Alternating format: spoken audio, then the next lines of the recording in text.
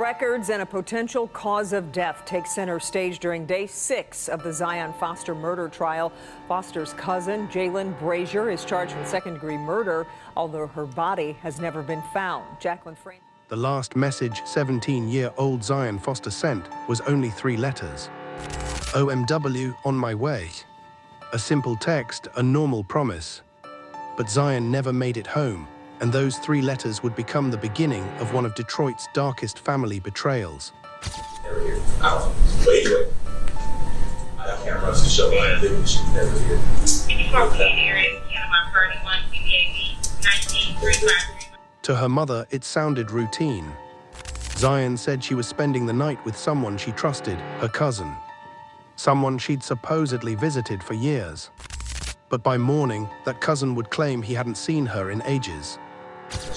Never here, but her location did say she was here. In the house across the street. I was like, but she was never here. I don't know.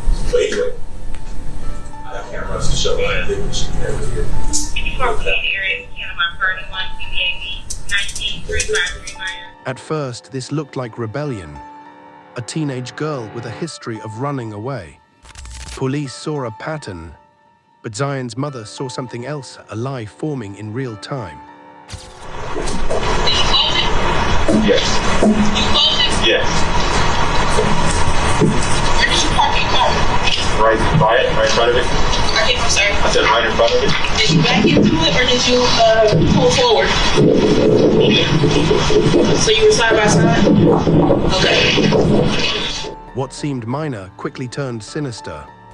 Her boyfriend checked her live location. 11:24 p.m. Zion's phone placed her directly across from Brazier's home. What's your name, ma'am? Okay. You guys know Zion? Yes. So,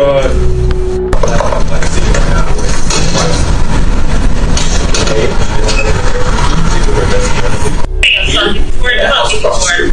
I was like, but she was never here. I don't know. But anyway, I got cameras to show me I lived. She was never here. 54 area, Panama 31, PBAB 19353. Started working, we came back. But then Denny'd everything. Not I dropped her off. Not she left. He claimed he hadn't even spoken to Zion in years.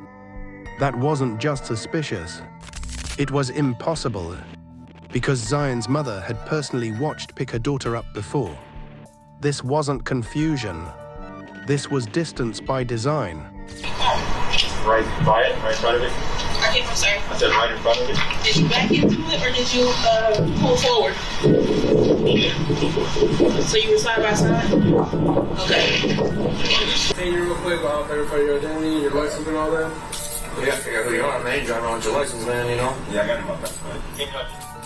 Even handed over Ring camera footage. A calculated move. A visual alibi. But sometimes, the smartest liars only show you the camera they control. Everything changed when detectives looked beyond his house and toward the neighbors. Across the street, another camera captured what said never happened. His white sedan pulled in, and Zion got out. Never here. I don't know. But anyway, I got cameras to show me I lived. She was never here. 54 area, Panama 31, PBAB 19353. We came back, went to the gas. Just basically showing this girl was never in my house. So One male, one female. Both entered the home. Only one would ever leave on camera again. And it was Zion. At 1:41 a.m., backed his car into the driveway. Not nose first. Trunk facing the backyard. Privacy, concealment, access. Freaking momentarily didn't know what you were doing moment? No. She also, she was gonna tuck herself. But let me ask you this. The problem with those drugs are, when you're on them, you don't. Minutes later, he drove off. Then returned less than 10 minutes later. For investigators, this wasn't panic. It looked like transport. Which specific doctor? Which doctor do you know? I'm gonna walk up to you, okay? Cadaver dogs confirmed what suspicion already had. They alerted on the trunk. Not the living room. Not the couch. The trunk. To take approximately 2 weeks. but we're doing what's right for the right reasons, and we're going to do everything we possibly can to bring some degree of closure. For the first time, changed his story. Yes, Zion had been there. Yes, he picked her up. Yes, they smoked weed. But according to him, she simply died. You guys mix up your weed, you roll up, you guys start smoking, you're just watching TV, just chilling? Yeah, she's telling me about how her and mom, their relationship's a lot better than was the last time she talked to us. And about her boyfriend, about prom, the job and everything, and how she's working on getting an apartment and everything.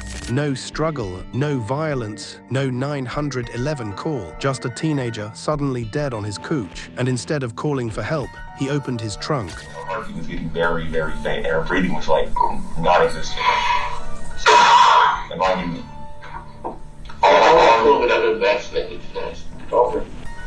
all I smoked, all we had was weed, normal marijuana. So I freaked out. I'm like, okay, well, this looks terrible. This looks very bad. I didn't know what to do. So I took her, I put her into my trunk, and I put her in my trunk. Okay. In my car. And I took her to Highland Park and put her inside of a trash can, and then I left. He said he panicked. He said he was scared of being blamed. But fear doesn't explain a dumpster. Fear doesn't explain silence. And fear definitely doesn't explain lies. There's back on the couch.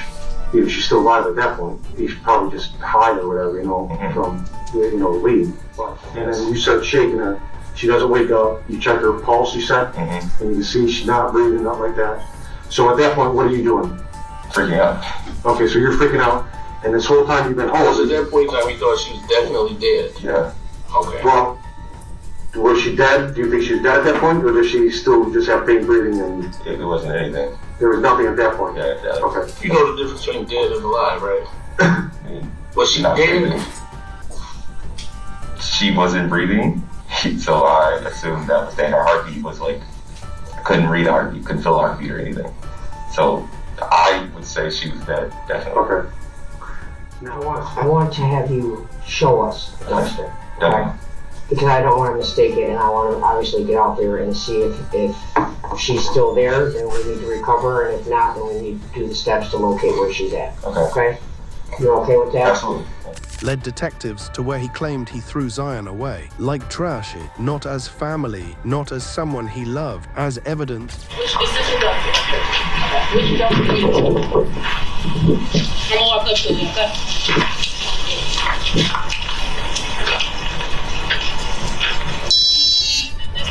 Yes. It was already open. It was already up. Yes. Did you close it? Yes. You closed it? Yes. Where did you park your car? Right by it, right in front of it. I'm sorry. I said right in front of it. Did you back into it or did you pull forward? So you were side by side? Okay. Weeks had passed, garbage trucks had run, landfills had shifted, and now recovering Zion became a race against thousands of tons of waste. Phase 1 to take approximately 2 weeks, but we're doing what's right for the right reasons, and we're going to do everything we possibly can to bring some degree of closure. Will never be complete closure, but some degree of closure and justice to this family. Then came another twist. Ray set his phone, factory wipe, just 2 days after Zion vanished. Which dumpster? Which dumpster? I'm gonna walk up to you, okay?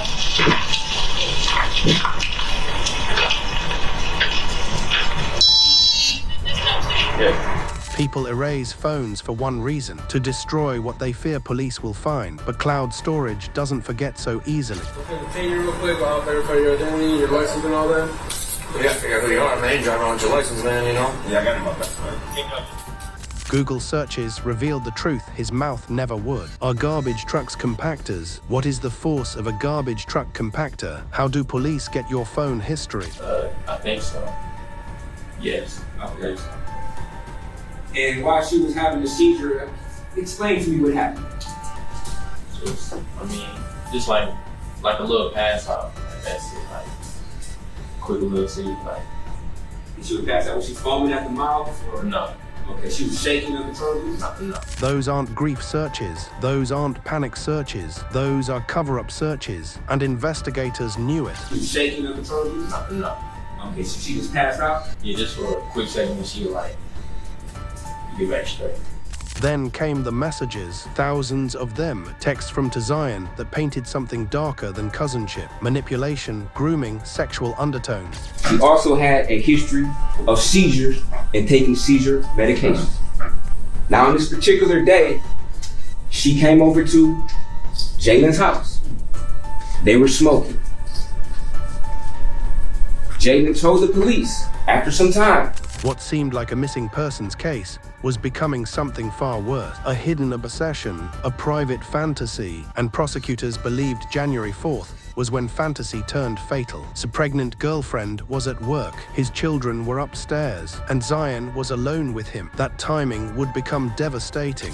That, again, hopefully, the end point of this is that they will see those inconsistencies, see through the lies, and see the truth. That he murdered my daughter, and he disposed of her. He claimed seizure, then LSD, then marijuana, then panic. His story didn't evolve, it collapsed. One lie became many. A missing teen became a homicide. A trusted cousin became a convicted murderer. Brazier was found guilty of second-degree murder and tampering with evidence after disposing of Zion Foster's body and misleading investigators for months. But the larger question still lingers. How many predators hide behind the word family? If this case taught you anything, it's this. Danger doesn't always come from strangers. Sometimes it's the person you trust enough to text OMW. Subscribe for more real cases. Comment below, did lies expose him from the start? And remember, sometimes the most chilling disappearances begin with the simplest promise: I'm on my way.